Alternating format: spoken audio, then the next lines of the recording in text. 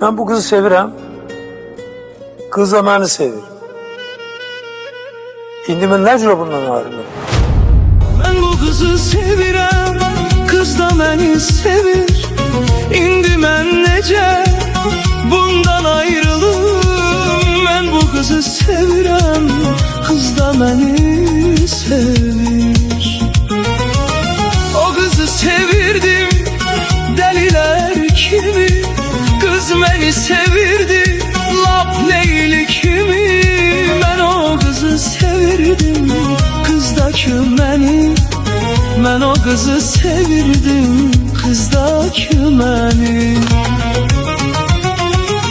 Ben bu kızı sevirəm, kız da beni sevir.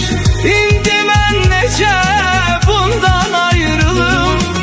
Ben bu kızı sevirəm, kız da beni sevir. Hissiyatlar bərpa olundu. Ve ben karar kabul ettim ki hayatımı bu kızdan kurabilirim.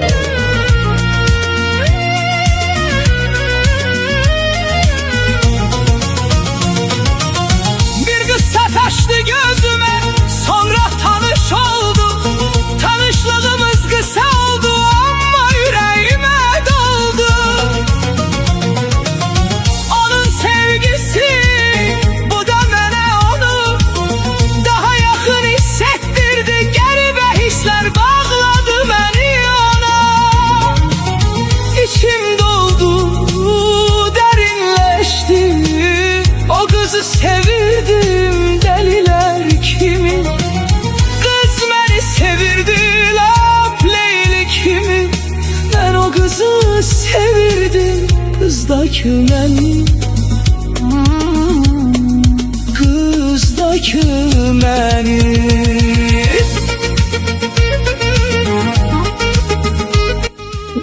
Belə çox ürəyimə girdi.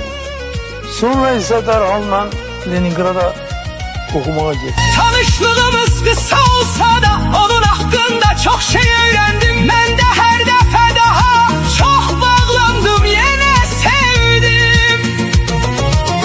O hisler o kadar güçlüydü ki onu yine görmek. Biz bundan sonra görüşebilmeyeceğiz.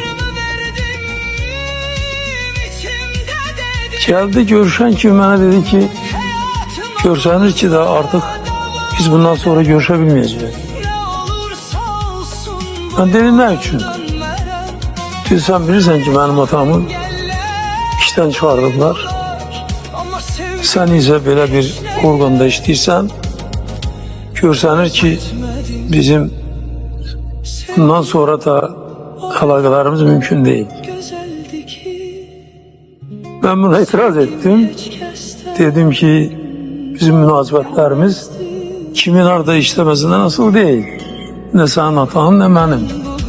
Biz çok samimi münasebetler yaranıptır. Çok büyük muhabbet yaranıptır aramızda. Hakikaten o beni çok sevirdi. Ben de onu çok sevirdim. Ona göre dedim yok. Sen narahat olma.